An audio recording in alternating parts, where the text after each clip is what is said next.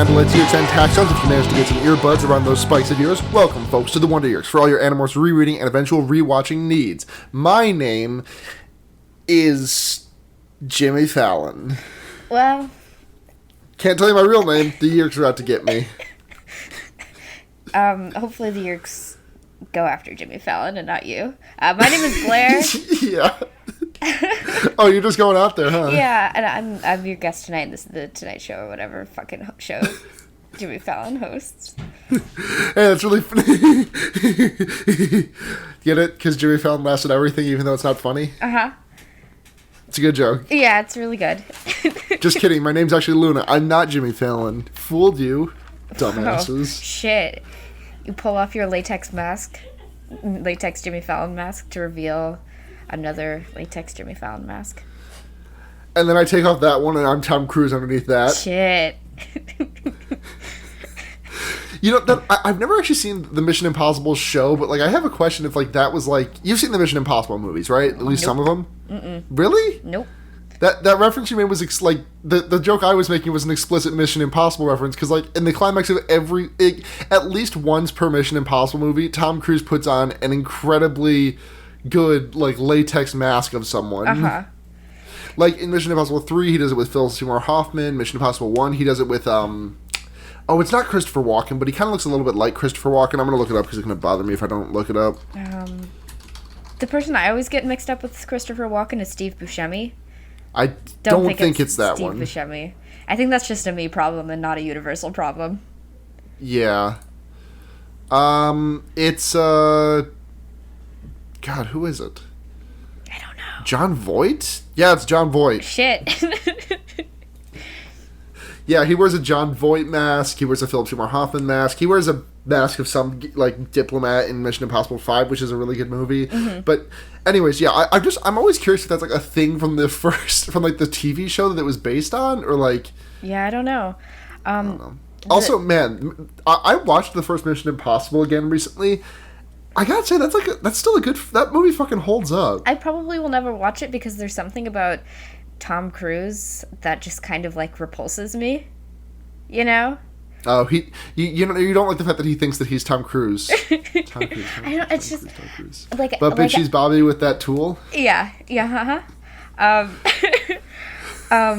No, like I thought about watching, like, Interview with a Vampire, but then also I was like, but Tom Cruise is in that, so I guess maybe I won't watch it then. Even though I would probably like everything else about it, you know? Yeah. I'm a complicated woman. I think, yeah, the movies are very good. I'm sure they are. I'm a fan. Big thumbs up. Welcome to action baiting, everyone. No. Yeah. Oh God.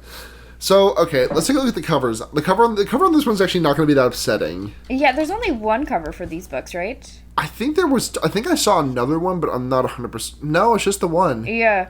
So instead of, like, there being, like, a gradual scaling morphs or, like, the lenticular cover, this one has, like, everyone in half morph, basically. Yeah. Like, half their face is an animal and half of them is human, which is just like... And so Jake's half tiger, half Jake, obviously. Right.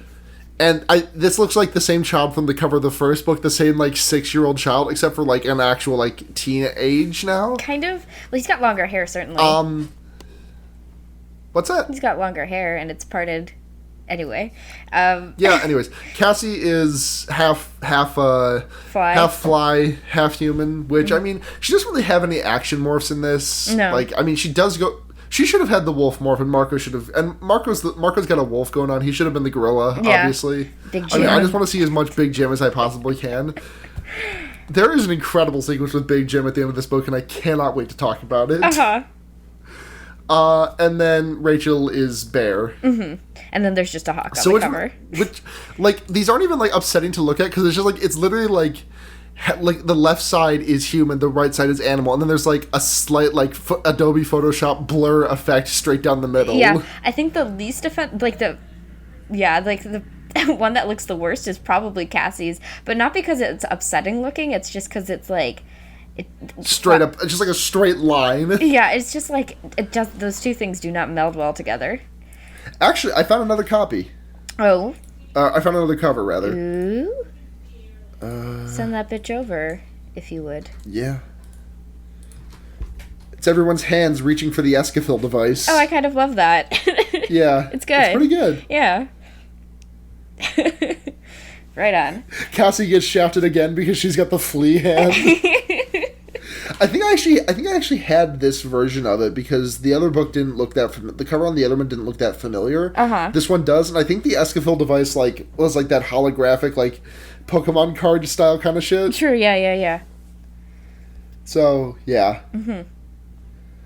What else do we do before we get into the book? I forget. I mean, we just kind of shoot the shit, which we have done. We have effectively shot pew, shit. pew. Get it? Yeah, no, I get it. No, okay, we don't have too much pre-pro in this podcast that we do have done for like several books now. Yeah. No. So let's get into it. I've got like 2.5 pages of notes, but at least probably a half of those pages are just the words "gay" in big letters. This one doesn't have a lot of gay moments, but it has some good ones. What's that? It doesn't have a lot of gay moments, but it has some good ones. No, but it has some very good gay moments. Yeah. So there's no POV in this. I mean, there is POV in this book, but it changes chapter to chapter. Yeah. Which I kind of found. I wasn't sure how I felt about it because like I wasn't really crazy about watching the same events happen more than once from the different perspectives, you know? I thought that was kind of interesting, if I'm being honest. Like, I liked that. Like, especially near, like, the once the third act kicks into gear. Sure, like, yeah. When it there's definitely all the, made more like, sense there. Yeah. So the way that it works is, like, a chapter will go up, like, from, let's just say each chapter's got, like, a point A, B, and C. And then B is, like, close to, like, the 2/3 point. So chapter 1 will be A, B, C. And then chapter 2 will be B, C, D, and then C, D, E, D, E, F, because there's always like a little bit of overlap. Right. So yeah, that's some fucking math for you. Nice. All right. So my first note is that Rachel is going out of town for gymnastics because she's got to go to gymnastics camp. But spoiler alert, she's not going. Wow. Yeah. Shit.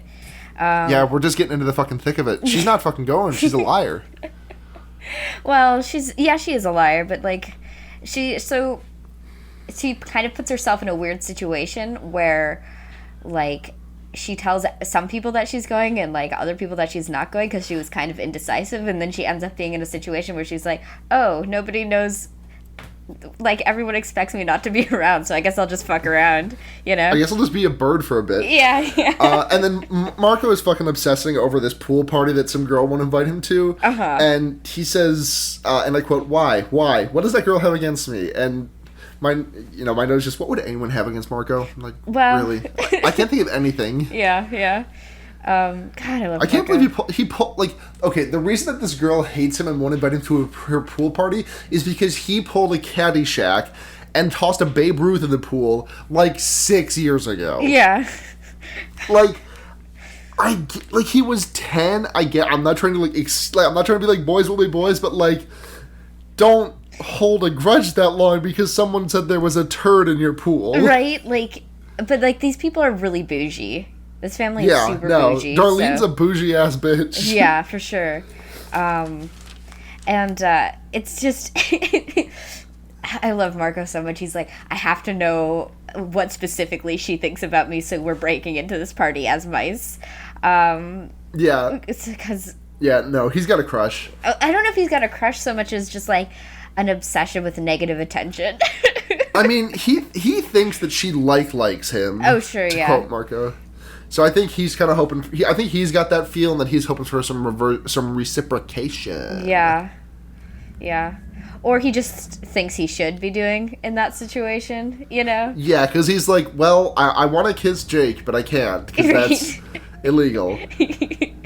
Yep. So he cajoles Axe into coming with him. Hey, has it ever bothered you that cajole is pronounced like that? No. Why? Because when I was younger, I could have sworn at some point in my life someone told me it was pronounced like cajole. Oh. No. Well, I think someone was just like fucking with you.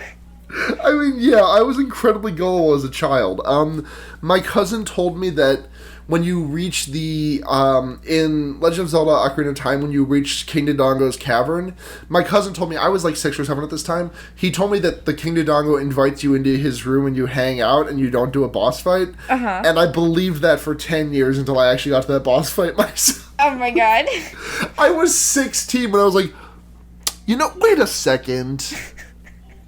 That's kind of weird. I don't think that happens.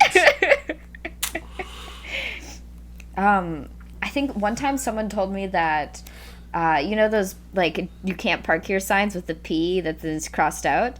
Someone told me that every so often that there's, like, ones that are, like, R's that are crossed out. And so for, like, a lot of my young age, I was like, I want to find the one that's an R, I don't know why. I was just really obsessed with that.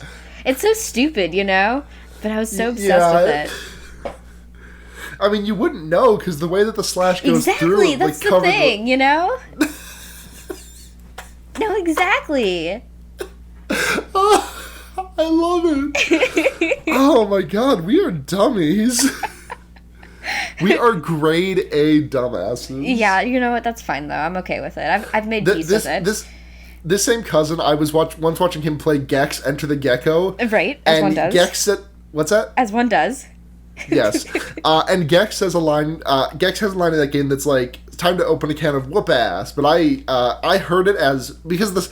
If you go and like watch someone play that game, like you can like find like a long play or something, the voice quality is very bad. Mm-hmm. Like, PS1 era game, it's not like a fault of the machinery, because, like, Metal Gear Solid 1 and stuff had, like, crystal clear voices. Right. But, like, this just sounded like, time to open a can of whoopers! Mm-hmm. Which I interpreted as whoopags, and I started saying it. Uh-huh. And my cousin was like, oh, shit, I don't want to be the one that taught my, like, 7-year-old cousin how to swear. Right. So he just went along with it? Well, no, like, he's like, hey, don't say that in front of, my mom. And I'm like, I'm going to go say it. And then I said it, and she was like, oh, kids. Kids will be children. Little did he know, at the time, I had a track record of being a goddamn potty mouth. Uh-huh. Because, okay, like, age 2 or 3, just in the middle of traffic one day, apparently, I have no recollection of this, but... Once when we're just sitting in traffic, someone like, my dad gets a little bit grumpy and he's like kind of grousing about the traffic, and I'm just in the back, I just say, fucking Wadey. That's so cute. I know. And then, like, after, like, a week and a half of me saying it, despite my parents saying otherwise, saying to not do it, mm-hmm. My parents completely ignored me when I did it, and so I would just be, like, in the back and be like, Mom, I'm saying fucking Wadey.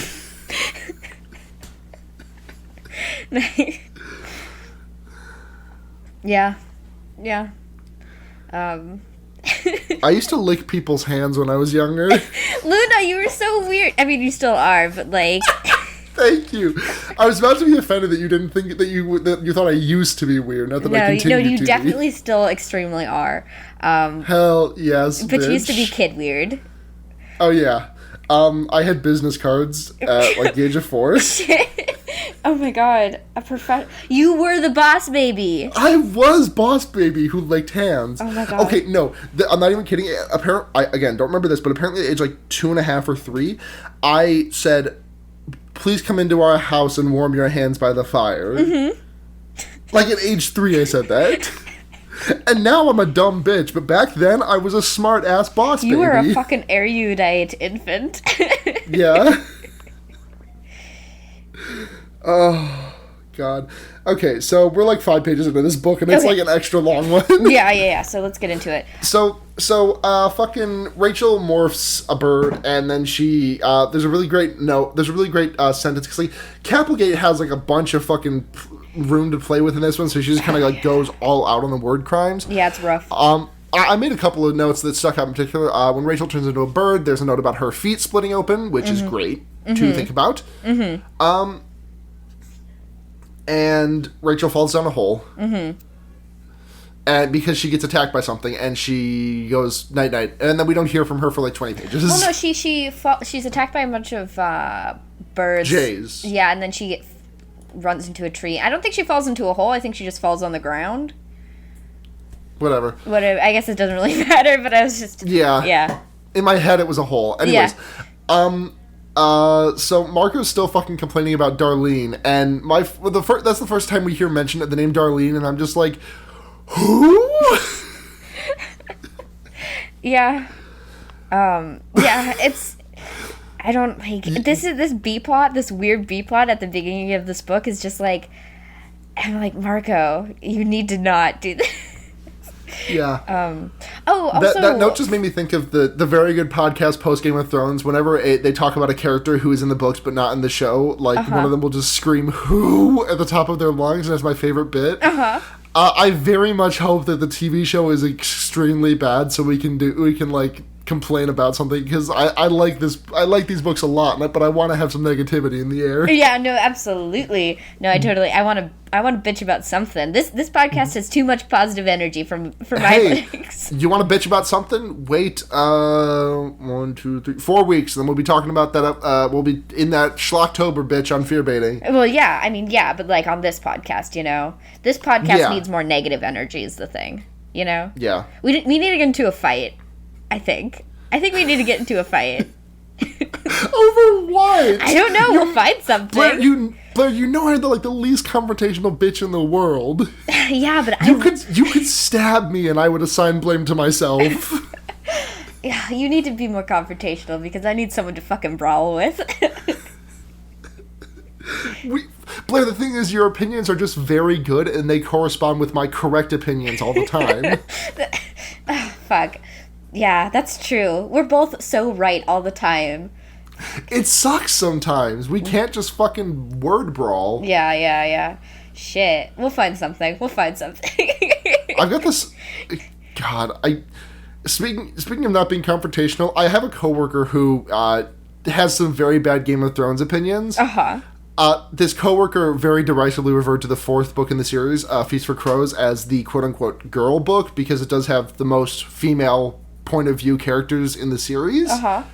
Which, I mean, A, that's my favorite book in the series. B, he sucks. Yeah. And C, the other day he asked if I had, quote, swallowed my pride and watched the show yet, and I wanted to slap him. Oh my god. Swallowed your pride. Shit. It's not out of pride that I don't watch that show. I have no pride, bitch. I do like 3 podcasts.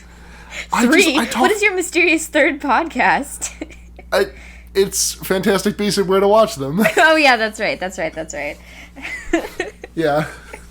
That's Patreon exclusive. Donate $100 a month and we'll do that. Dude, can we do a podcast where we just like the worst idea of all time where we just watch Fantastic Beasts and Where to Find Them every week with a different guest and just get really sad about it?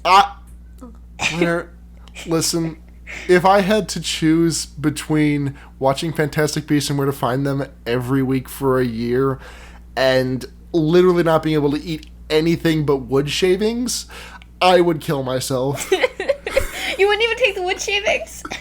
No. Well, that's hurtful. I'm just gonna put that out there. I'm not a termite. I guess you're not. I could anamorph into one though. Yeah, you could. We all could. We you know what? That's a secret. We are all animorphs. We are indeed all animorphs. So fucking... We need to keep talking about this book. Yeah. So Marco, Axe, and Tobias are fucking around in the woods because Tobias caught a mouse for Marco, and Axe is like, I am itchy, and Marco has the solution, and Tobias is like, dude, you've got fucking... Dude, Marco, you're fucking blackmailing him with flea powder? Yeah. Oh my god, poor dear. Yeah. Oh my god. And then Tobias is the line, "Don't let Marco jerk you," which No comment, just the line. Yep, exactly. Don't let Marco jerk you. Yep. That sounds about right. So Marco's complaining to Tobias about the fucking party, and which seems like a bad thing because you're complaining to the kid, you're complaining to the bird child. Yeah, exactly. Yeah, nobody calls attention to that, but I don't think Tobias would have wanted to go anyway. Even if he was human, it just doesn't seem like it's seen. Yeah, no. And then they talk about the classic Caddyshack, and it's just like, damn, Marco, you couldn't get any originality. Like it was even explicitly a Baby Ruth. Yeah, I mean, like he definitely is the guy until he like gets into his like 20s. Maybe is just tells jokes from movies, basically. And some people who haven't watched the movies think they're really funny, but but if you see in the movie, you're like, aha, I've heard that one before, and he's just like, oh, really? I've never watched that movie. That's so strange that I came up with the same exact joke, though I've never watched that movie before, That's totally his vibe. Yeah, no. Marco sucks. But also Marco's great. He's just an idiot. Yeah, that too. Mm-hmm. Let's see. What's my next note? So Tobias offhandedly comments about how he saw a bald eagle get fucked in the middle of the forest, and like, with how smart these kids are, with like how fucking like brain genius calculation master these kids are, I'm surprised Tobias isn't like, wait, Rachel's got a bald eagle. Why was a bald eagle flying so low to the ground? That's really weird. Bald eagles are smarter than that. Yeah. Wait. But he's just like, ha! Bald eagle ate shit. I'm happy. Yeah, I mean... Oh, someone's sleepy. Yeah, Oh, can we talk about this? I slept through my fucking alarm and missed my entire morning class today. Hell yeah, what was the class? It was computer science 2. Yeah, like... Oh, the sequel. Yeah, the squeakquel. Damn it, I wouldn't say that. Yeah, so I had been out the night before, but not that late, like 1 a.m., and I woke up an hour before my alarm went off because I heard my roommate in the bathroom, and then I woke up, like, after the class because my friend texted me, but I fucking slept through the alarm, the thing that's supposed to wake me up, so... I don't know why I'm telling you all this, those who listening. I genuinely miss, like, when I was still in school, because I would have, like, sleeping through my alarm was not was more of a, dang it, and less of a, oh, shit. Yeah, I mean, I was still like it was not a big deal because it was one class and my body obviously needed the sleep, if it was going to sleep for 10 hours that hard, so. Yeah. I'm not, like, pressed about it or anything, but it's still, like... No, I had, like... I freaked the fuck out this morning because I thought I did the same because, because of the way my phone's background is, there's, like, some white right where, like, the digits are. Right. So, and because there's no border on an iPhone, 607 looks a lot like 807, for example. Right. And I see that, and I'm like, oh, I was supposed to be at work like 7 minutes ago. And then I look more, because like I'm just like still in the sleep fog. And then I look a little bit more close, and I'm like, wait, okay, I'm not fired. Good. Okay, great. Would you be fired for coming into work late once? Listen, probably not, but I have extremely severe anxiety about everything I do at that job. I literally came into work 30 minutes late earlier this week because I slept through my fucking alarm. No, like I get that, but like I walked in 2 minutes late to this job once, and my boss was like, and my boss was like sitting in a chair next to the door, next to the entrance to the building, and he was just like, he just came up and was like, if we can stay 2 minutes late, or if you can be 2 minutes late, you can be 2 minutes early, and I'm like, do I still have my job? Oh my god. Yeah, no, okay, cool. I'm constantly late to work, but it's fine. But yeah, anyway. I can't believe that. If I was late to work at Petco, I got yelled at. No, I'm always fashionably late though, I try to keep it around 5 minutes late, but yeah, sometimes it ends up being more like 30. Yeah, that's your 3 a.m. shift? That's my 3 a.m. shift. How are you doing that? It's not fun or easy, but it's money. I mean, I say that as someone who was like working till like midnight and 12:30 on school nights back when I was in college. Yeah, I mean, it's okay, so I go to bed at 10 p.m., I wake up at 3, and then I get to work at 4 when my shift starts. But the upside of it is that those shifts are usually only 4 hours long for me. So great. You get to get out and then go straight to class. Yeah, and then I go to class and then I fucking sleep. God, I do not envy your sleep schedule one Yeah, bit. no, it's rough. It's really rough. Which is why I probably slept through my alarm today. You're gonna die. Anyways. Yeah, I'm gonna die at like 25, but it's cool. It's chill. It's whatever. It is what it is. So, fucking... The Jake and Cassie go to the pool party because Jake is not a true bro, and he still goes to the pool party despite the fact that Marco was not invited. Yeah, well, because he has to hang out with his girlfriend. Yeah, basically. Which they are both absolutely a beard for each other. Oh my god, yeah, they all are. Because like, I think Marco or maybe Cassie talks about it that like, Rachel and Tobias have a thing for each other. In what context? Like, whenever have they ever had flirted with each other ever, you know? It's like everyone's just... Tobias did it. Tobias said something to her at the end of his book. Offhanded comment once, you know, does not a relationship make, or even a crush make, you know? Yeah. Like, also he's a bird and she is a human. Yeah, it feels like it feels like these characters have compulsory heterosexuality, but it also feels like Capelgate has this need to have like straight characters, but not really a desire to have them, you know? Yeah. Like, just going through the motions, except for just like, exactly. Hey, we're gonna kiss now because we're straight, not gay. Yeah, exactly. No, exactly. Oh god, how much better would this book be if like the Jake and Marco stuff was just like text? Yeah. Oh my god, yeah, exactly. Or the Axe and Jake stuff. Like, yes. I mean, that's pretty much as close to like text and not subtext as you can get. But like, yeah, I mean, why would an alien have any concept of heterosexuality? You know? Right. No, exactly. And I mean, Axe is just kind of like a boy out of necessity because there's really no concept of the gender of stuff outside the gender binary to these kids. Yeah. And like, Axe, like, I just remember this book, fucking, Aliens Ate My Homework or something like that. Uh-huh. You ever read that? No. It was by, hold on. I know who, oh God, what the fuck's his name? By Bruce Coville. Oh, sure. And kind of like what the title says, but there's an alien that the main kid character meets, and he asks the alien, "Are you a boy or a girl?" And the alien was like, "I'm more of a Fleeble-Blop than anything." Mm-hmm, mm-hmm. Yeah. Those were good books. Mm-hmm, mm-hmm. Okay, so Rod Albright and the Galactic Patrol. Right on. So Marco and Axe crash this party as mice. They freak Darlene the fuck out. They almost get squished and killed, but they run to the basement before that happens. There's all sorts of shenanigans. It's, you know. Yeah. But then suddenly, out of nowhere, something blocks the sun from the sky, and it's this huge swirling mass of like dust and shit. Kablamzo, indeed, and it tears the fucking roof off of the building. And then it leaves, and everyone's very confused because it looked like a monster thingy, but it was also looked like a tornado, and the news says it's a tornado, so they're like, I don't know.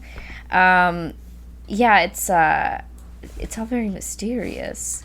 Yes, it's very then, thinking emoji. And then we flash over to Rachel, who's just waking up and has no fucking idea what's going on because she was halfway through demorphing. When she passed out, and now she's still halfway through demorphing, but also to add a complication, she doesn't know who the fuck she is. Yeah. She doesn't know, like, what the fuck is going on. Yeah, like, she's got total amnesia from running into a fucking tree. Yeah, I mean, as you would expect. Yeah, actually, I was so shocked when that happened, because I felt like that was not the plot device that was going to be happening.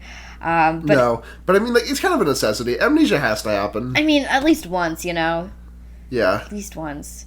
I wouldn't have guessed that Rachel would be the one to get amnesia. Yeah, though I kind of like it, because she's usually the one that's, like, got the best head on her shoulders. Yeah. So. Yes. So, like, yeah, just to have that kind of, like, the turntables and whatever. Yeah, so she has to deal with that. She demorphs and it freaks her the fuck out. Yeah. We skipped over a very good note that I had because Darlene sees a mouse and the quote, here's the line, Darlene was not done screaming either. She reached the patio door. She was still screaming as she disappeared into her house. And, like, listen, I get it, but also it's a mouse. Yeah, mice are not that scary. Not at all. They're like not rodents just aren't scary, to be honest. They're so cute and like they're just tiny fuzzy mammals. They're not scary. Yeah. Sorry to anyone who's like afraid of mice and rats and stuff. Like I totally empathize because I'm like have a huge irrational fear of like insects and spiders and shit. But I just don't understand. I don't fucking fear nothing. Yeah, well that's not true. I'll let a snake bite my ass. And then I'll fart in its mouth. Yeah. Well, I mean, you're into that, so. That was so needlessly cruel of me. I apologize.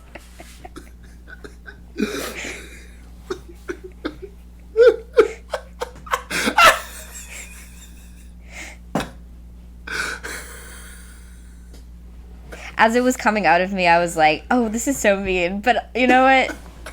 I actually stand by it now. I stand by it. Wow, okay, you looped back around. Yeah, being an asshole. Yeah. Okay, reminds me of a scene in that just made me think of the reason I'm losing my mind is because it reminds me of like a stupid fucking scene in The Secret of Nim 2, Timmy to the Rescue. Right. Hey, bet you didn't know that fucking sequel existed. I mean, I know you did because we've watched it before, but like the audience. Yes. It's terrible, but there's a scene where a snake tries to attack the titular Timmy, and he winds up with his mouth on a helium nozzle, and he gets inflated and blows away like a balloon. Oh, it's very funny. I understand why you were laughing now. Yeah. Fuck you. I feel so mean today, but I'm like kind of fucking with it, you know? Like, that's the mood. Oh, Playful God. cruelty is the mood today. So the thing that, attacked the house goes after Rachel, and Rachel's fucking running, she's booking it. The thing gets hit by a giant truck, and it slices and dices its way through it, and there's a bunch of Ben & Jerry's ice cream, and at this moment, I'm like, is Capelgate getting any residuals for this product placement? She better be. Like, to directly name Ben & Jerry's, like, she better fucking And be. also name some flavors? Right, yeah, like Cherry Garcia and Wavy Gravy, yeah, like, shit. What the fuck's in Wavy Gravy? I've never had it. I've never had Cherry Garcia either, but I'm gonna assume cherries are in that. Yeah. My go-to Ben & Jerry's is the Tonight Dough. Yeah. Yeah, that shit fucking claps. I'm a big fan. I used to be, like, number one on Americone Dream, but now I'm lactose intolerant. Sorry, what? Well, Americone Dream. No, right. No, I got that. But yeah. Did you became lactose intolerant? Well, yeah, I used to not be. But I thought lactose intolerance was like a thing people had or didn't have. I didn't know you could develop lactose intolerance. No. That's terrifying. I love lactose. I mean, well, to be fair, a reason why I became lactose intolerant is because I stopped drinking milk. I only drank water for a while, and then my body just could not handle dairy anymore. That's so weird. Yeah. I mean, your body's not supposed to, like, it's not meant to, it doesn't have the, like, it's not supposed to be able to break down cow's milk, you know?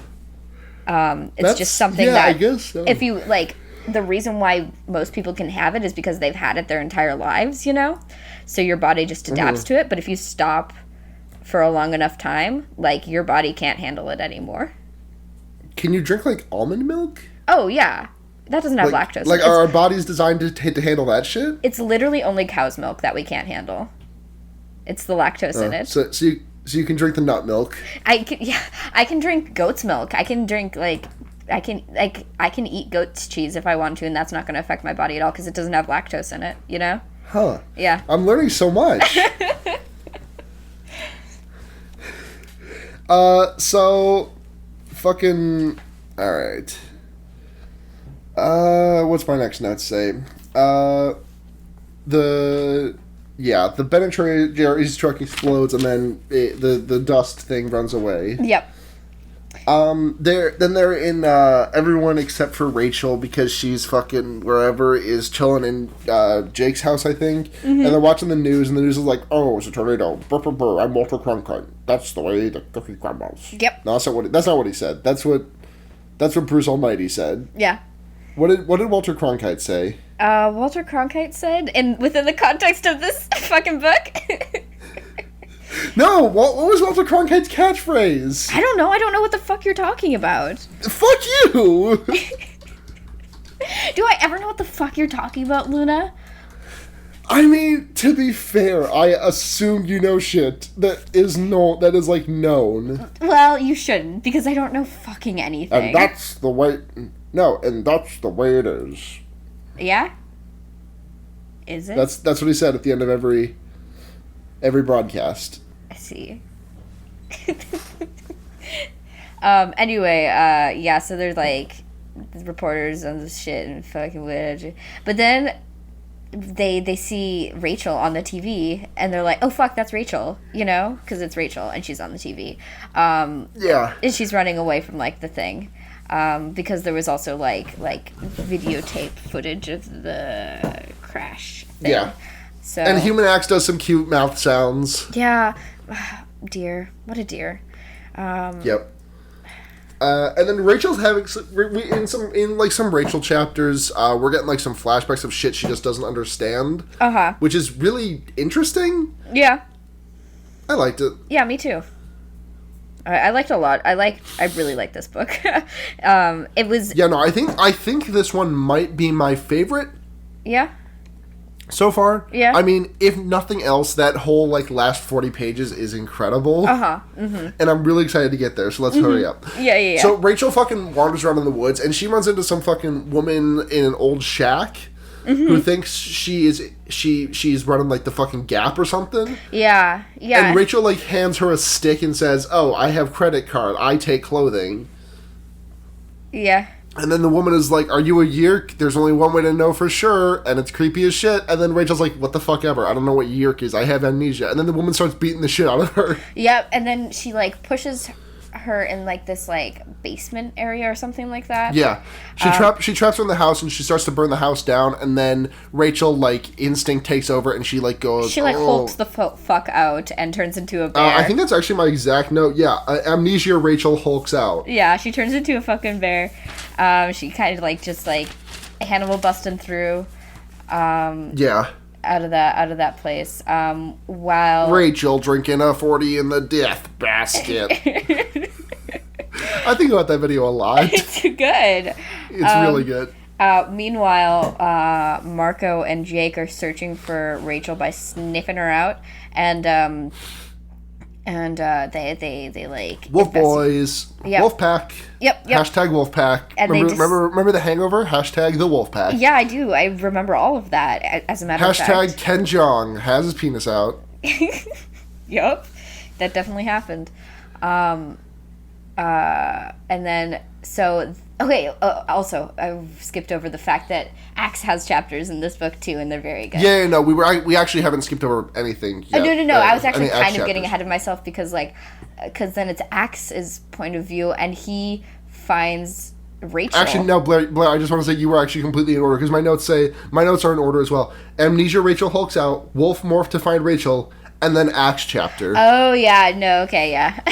And then we get a new dimension to Axe's character that we didn't actually know, which is he says that he must kill Visor 3 or be dishonored. Which we can kind of like infer some stuff about Andalite culture and honor, but like there's apparently some stipulation in the culture that if your sibling is murdered, that if someone kills your sibling, you have to avenge them by killing the murderer. Yeah. So. Yeah. So Axe is driven by revenge, which I'm kind of obsessed with. He calls Jake his prince, and I'm like, fuck yes. So that's very fun. And then he finds Rachel. He also has a very good line where he talks about Marco, and he says that Marco is also affected by a condition the humans call sense of humor. Yeah. Which is an incredible line. Yeah, it's good. So he finds Rachel in the woods as a bear, and this this giant cloud of shit attacks her and tears off her fucking bear paws. And he's like, Rachel, is that you? And she's like, who the fuck is Rachel? Is that me? Is it me, bitch? Am I that bitch? You are that bitch. So yeah, there's that, and then Axe morphs into a bird, and then it's that cloud monster thing swarms towards him, and then it's like, oh fuck, it's attracted to morphin. And I had already like sussed this out. Like I was like, yeah, I was there in like the second chapter. Thanks, guys. I have read this book on multiple occasions to the point where there's a scene where Rachel picks up a box of Nilla wafers, and that scene like unlocked a trap door of like exploding, because I remember this book so vividly that I remember that scene explicitly. I didn't remember that the big guy was attracted, that the big Dusto was attracted to morph juice. Yeah, so that happens, and then Axe gets like scooped the fuck up by the thing, because he's like, well, I guess I'll just like accept the fact that it wants like me, and probably me instead of Rachel. He takes one for the team essentially. So he gets scooped the fuck up. Not before Rachel's arm and leg get cut off. Oh yeah. No, I mentioned both of her paws are like gone. Slarp. Yep. And so he gets fucking airlifted away into the Yerk ship, where Visser 3 like confronts him, and they have this very like protagonist antagonist conversation. We learn more about this monster basically. It's called a Valik or something like that. Valik. It came from Saturn, so they're just fucking chilling over there. So apparently there's life on Saturn. Not intelligent life, but there's life. Yeah. There's also an interesting statistic where someone estimates that 10% of cops are controllers. Yeah. And my note for that is just T-Pocab. 10% of cops are bastards. Well... Just kidding, 100% of cops are bastards. But I like T-Pocab. But 10% of cops are very big bastards. Yeah. Well, 10% of cops are alien bastards. Yes. Yeah. So there's that. Yeah. So they scooped up this Valik, or Valik, from Saturn, and then trained it to only like hunt morphing thing, because they hunt prey. Morph juice. Yeah. So they just like train it to just I don't know how. They're like, we just programmed it, and I was like, okay, man, sure. Fine, I'll accept it. Like, fucking fine, you can have this one. Yeah, I mean, that's how there's a lot of things that go on in this book where it's just like, well, I mean, I don't really understand the process, but everyone else is just like acting as if this makes sense, so I'm just gonna follow you here. Yeah. And then what happens? God, I'm sorry. My nose is like just oozing, and I cannot. It's all good. Rachel demorphs. She's like, her paws are gone, and then they become hands, and she's like, oh fuck yes, hands. She wanders into a suburban neighborhood and into a house and eats some like wafers, as we were previously talking about, and then passes out, and then some cops show up, and she's like, oh fuck, and then she also hulks out again and becomes an elephant and busts on through the house. So that happens. Yeah. What happens next? So Rachel hulks out in the house. Oh yeah, and then she goes Mondo. She goes big and gray and stinky, which is elephant. Yep. And she fucking explodes out, and she just starts to run down the street. Yep. And this is such a good... Like, I recommend reading along with us. I especially recommend reading along from, like, chapter... let me take a look, see. Let's say chapter... like 23, 24. Read from there to the end in this book, because it's so fucking good. Yeah, totally. Because, absolutely. Okay, so Marco, Cassie, and Jake, they see the big fucking swarm of enemy, which is like, it's a dust cloud thing. It's a swarm of a bunch of little tiny dust cloud shits. Yeah. They see that going somewhere, and they're like, well, we gotta fucking go do it. So they get in Cassie's dad's truck. Marco drives it because he claims that he's great at driving, but then he makes the note that says, I didn't actually say that. I said I was good at the video game Wipeout. And then Jake is like, Wipeout's never dark. And Marco's like, yeah, the cave level, idiot. And Jake is like, you mean the one where you always crash? It's extremely good. So then fucking they're like careening down the street in this beat up old pickup truck. Rachel's a giant fucking elephant with amnesia. Jake goes tiger form, jumps into the fucking bed of the pickup truck, like leaps out of the back. Marco starts to like Cassie jumps out, like goes to try and help Rachel, and Marco starts like going Big Jim style in the car, and we just get fucking 70 miles per hour of gorilla goodness, Big Jim style, just like skr, skr, skr. And it's just fucking, he crashes the car, goes over this fucking side of the bridge. He lands on the highway, and his first line on the highway is, okay, now this is more like the video game Wipeout. It's so good. It's very good. Oh my god. Oh god. I'm sorry, I just talked for like a minute there. No, it's all good. No, totally. Okay. No, it's the best. The climax of this book is incredible. Yeah.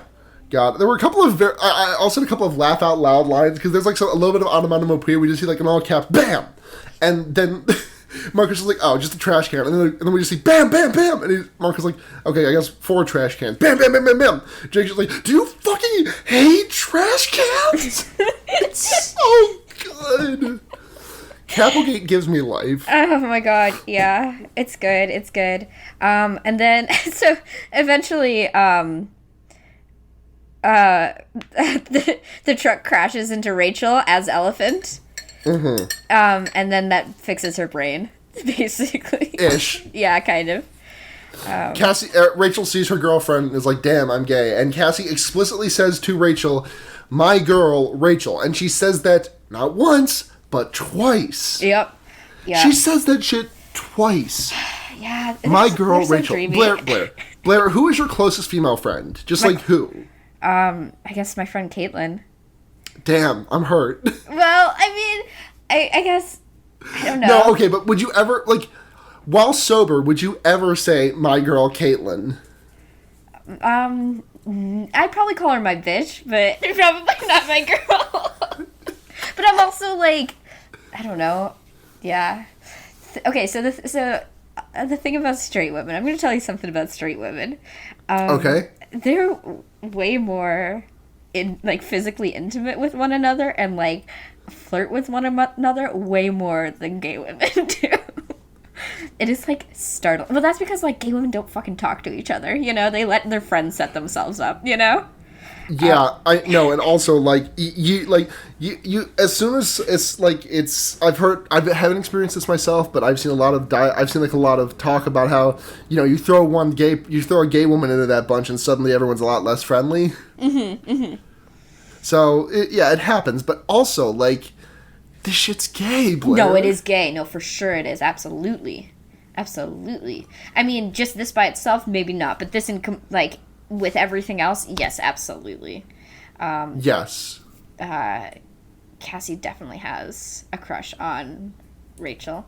You know, I see Rachel and Jake in a very similar way, probably because they're cousins, but they have this thing where they seem to be like maybe bisexual, but also just kind of oblivious to anyone else's like attraction to them. You know? Kind of stupid. So they constantly have like other people having crushes on them constantly, like. Cassie absolutely has a crush on Rachel, and Marco absolutely has like a desperate crush on Jake, but they're just totally like oblivious to it, you know? They're like, I'm too busy being the protagonist of this book and saving the fucking world, you know? Yeah. Let me see. My note specifically for Big Jim, for Marco hulking out into Big Jim and driving is Big Jim's Crazy Taxi. Mm-hmm, mm-hmm. And I genuinely cannot stop thinking about how good those, like, chapters are. Mm-hmm. I genuinely might go back and reread them tonight. It's good. It's some good shit for sure. So Cassie morphs into a squirrel, and Cassie earlier in the book confided to Jake that she had a dream where she had to choose between saving one, like choosing who lives or who dies, and she has the option to save Marco from the Dusto, or just by morphing out of her squirrel morph, or letting Marco be taken, and she just kind of buries her head and lets Marco get taken, and she is racked with guilt about it for the rest of the book. Yeah. Yeah. Fucking, I had a note. Oh yeah, there's a really funny moment where the dust thing tries to abduct elephant Rachel, and she's just too fucking fat. Yeah, it rules. Yeah. Then, so Marco gets taken, so Big Jim and Axe does some fucking trickery. He manages to catch a flea in his hands without killing it, which, I mean, props. Yeah. That's hard to do. Yeah. And then he escapes by turning into a flea while they're not fucking looking. You'd think they keep an eye on an Animorph, but hey, whatever. Yeah. Like, what, like, they are just extremely risky. Like, they put him in, like, some, like, weird, opaque tank. But they monitor him from externally. They are doing some they are, like, taking some extreme, like, no, they're not even monitoring him. They're just taking some extreme risk, being like, well, he's probably not going to morph small. Yeah. So, you know. And then he fucking gets out. And then Marco's up in the ship, and they're like, I don't know what the fuck to do. And then Axe has him open the panel on the back of the ship, and then Axe manages to summon the Dusto machine. Yeah. The fucking Gale Force whatever dick. Yeah. Fucking Supreme Whammo with his Gale Force winds. That's a good JoJo's Bizarre Adventure joke. Hold on, I gotta Google it to make sure I did that joke. Sometimes you make JoJo references, and then you just wait to see if I'll get them, and I never do. Yeah. You should read it, maybe. No. Now I am protest not reading it at this point, because since fucking 2012, people have been like, you should read JoJo's Bizarre Adventure, and I'll be like, maybe someday. And now it's like reached the capacity where I'm like, I'm sure it's very good, but also no. It's good. I'm just gonna be a stubborn bitch about it. Yeah. Okay. So fucking. Marco gets out of the fucking ship because Axe does the rawest shit ever by turning into a flea, demorphing on Visor 3's back to draw the alien in, and then like fucking remorphing into a flea, jumping on Marco's back and telling him to jump out of the fucking ship. And Marco's like, "Oh god, I'm gonna fucking die. I can't. I'm a gorilla. I can't fly." And actually just fucking turn into a bird, dude. And Marco's like, "Oh yeah." It rules extremely. It's really good. So they all get out. Jake grounded, bitch. Marco goes over to his house, and Marco's like extremely grounded forever, 10,000 years grounded. And then Marco comes over and is like, hey, your dad said if you clean the garage, you can go out for a couple hours. And Jake's like, yeah, okay, come on, help me out. And Marco's like, I'm not helping, fuck you. And it's like so archetypally, it's such a, like if Marco had helped Jake clean that garage, I don't think it would have been as strong a character moment. It's a very good character moment. It's so good. I love Marco so much. Yeah. Marco's incredible. Yeah, he's a good boy. And then they enact their final plan. Cassie's got a bunch of guilt. So Cassie turns into a dolphin, swims out to the middle of the ocean, turns back into a human, acquires a whale morph, turns into a cockroach, gets lifted out of the water by everyone as dolphins, gets fucking what's the word? VTOL'd by Tobias. What's that? Vertical transport operation lift? Some shit like that? Anyway. Yeah. Turns into a human. While she's falling, turns into a whale. All the morph energy attracts the big fucker, the window, and it tries to pick up whale Cassie, and she just fucking causes tidal waves everywhere because a giant fucking whale just belly flopped into the middle of the fucking lake. And then the thing is dead, and everyone's like, Yahoo! We did it! And then the last word of the book is hope, because everyone's hopeful, and then that's the end. Aww. Yeah. Yeah, it's good. It's good. It's extremely good. You know, it's kind of convoluted at points, but also fun and good. So yeah, I appreciate very it. good. So we put out a question. We have 3 questions this week from the same person. Yes. You want to read them off? Sure. So the first one at least. So the first one would be what would each of the Animorphs' dream vacation spots be?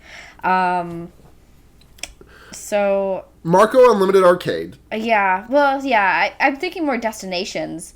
Yeah, okay, he goes to Disneyland. He pays $40 to go to that arcade where you can pay $40 to play for the rest of the day. Yeah, exactly. Yeah, I feel like... Cassie probably, like... I mean, they're definitely already West Coast kids, but I feel like Rachel would be super into... You know what? I would say she would be really into, like, fucking with Rodeo New York. Drive? No, New York, bitch. Ooh. Yeah, I think she would be... I think she'd, like, really enjoy it. Or, like, some sort of, like, really, like, Fashion Week kind of city, you know? Paris. Oh, yeah. Rachel would go to Paris. Yeah, something like that, you know? Something that's got a reputation for that kind of stuff. Yeah. Tobias, fucking... Tobias seems so much like a homebody to me. Birdhouse. Birdhouse, yeah.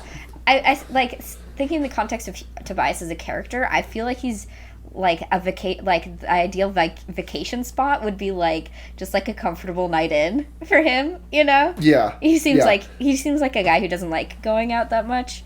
What's Jake? Where's Jake? Jake? Oh, I don't know. Something like, I don't know. What is Jake like? I know he likes justice and doing the right thing and being the protagonist. Maybe his dream vacation is the Supreme Court. Yeah, absolutely. Yep. That sounds about right. And then where's Cassie? Cassie's just going to like fucking... You remember the cartoon Horseland? Yes. That's where Cassie goes. She wants to go to Horseland. Let's go to Horseland! Yeah, yeah, yeah, yeah, yeah! That's how the theme song went. Nice. I think there was a dog in there that was voiced by someone who was definitely not Sean Connery, but like sounded like Sean Connery doing a bad impression of himself. Yeah, I kind of get that. I know what you're talking about. I think Axe just wants to go, would want to go anywhere, you know? Home. Aw, pup. Yeah. What a dear. Yeah. Next question. What generic cartoon episodes are they? I.e., weirdly powerful, class president, body swap, Arthur joins a fascist club? Etc. Well, I don't know about that last one. I've experienced the first two. I've definitely seen the first two. Arthur joins a fascist club? What is... I gotta Google this, figure out what's up with this. Okay, well... Arthur joins a fascist club. Well, this is kind of a weird question, because I don't know what characters they... Like, what, like, tropes they would be, I guess.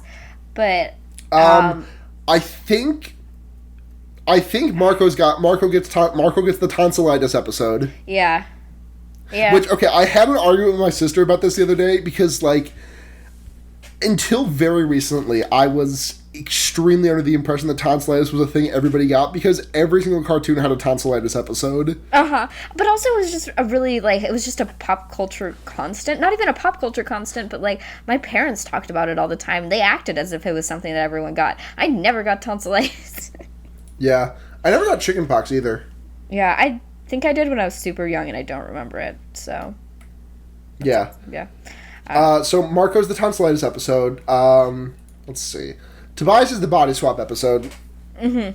Because that's like the closest to tropey cartoon episodes. I think Cassie's got the episode where everyone has to shrink down and go inside of her to fix something. Yeah. Jake is probably the weirdly powerful class president. Mm-hmm. Mm-hmm. And then what's Axe? And then I'm leaving, so I left someone else out. Rachel? What's Rachel get? I don't know. Actually, no, Rachel's the weirdly powerful Yeah, no, that's class what I was president. thinking. Yeah, absolutely. I have no idea what the fuck Arthur joins a fascist club is. I'm going to ask and see if we can get some clarification before the episode's over. I think what would be really fun would be like a Jake, like, Axe body swap thing. Oh, that would be cute. Yeah, that'd be fun. Yeah.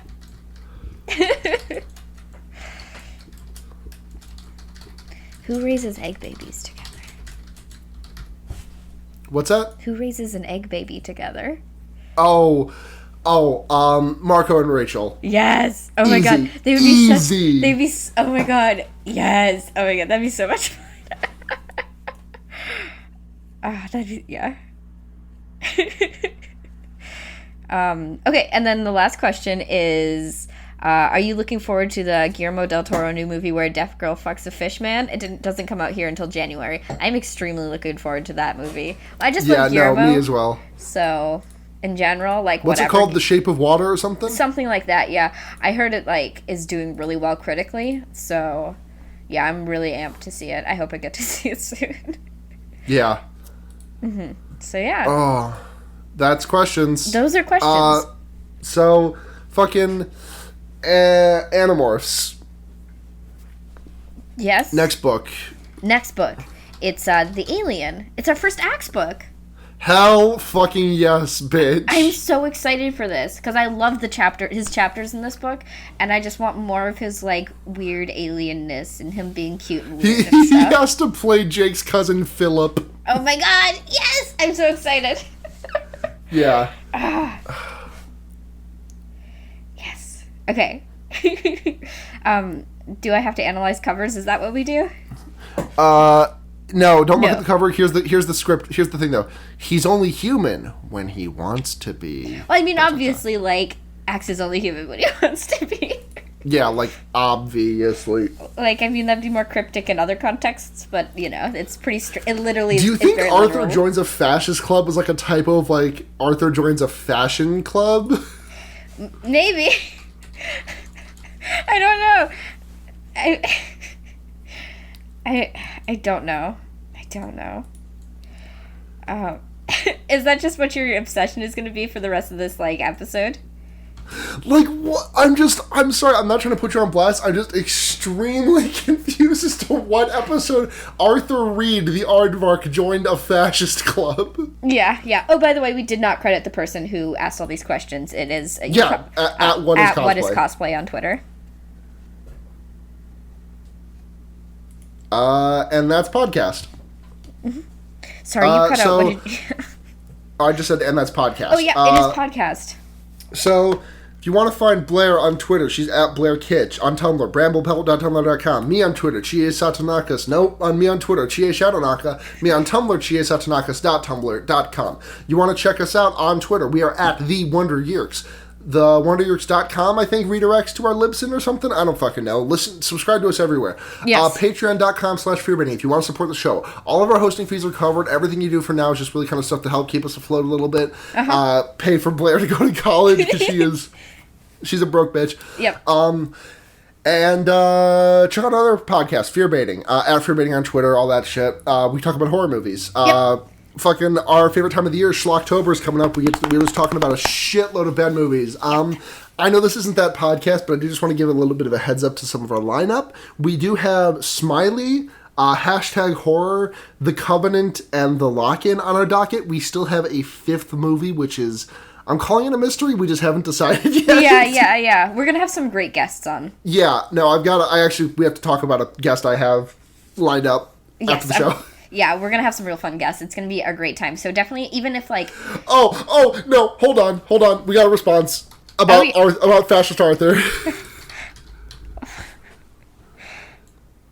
Okay. Do you want to read it? Yeah, hold on. Sue Ellen and Brain are accused of not loving their school because they won't join the Lakewood Pride Committee.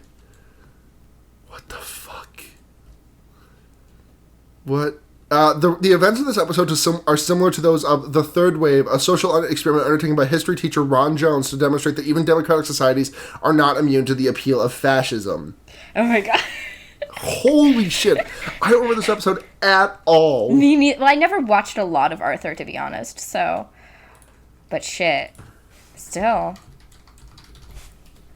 Okay, thank you at What Is Cosplay for that live update. And yeah, catch us in 2 weeks. Yeah. And until then, I'm Blair. I'm Luna. And remember... Fuck. Yep, that's it. That's the sign-off. We'll get you next time. Bye. Bye.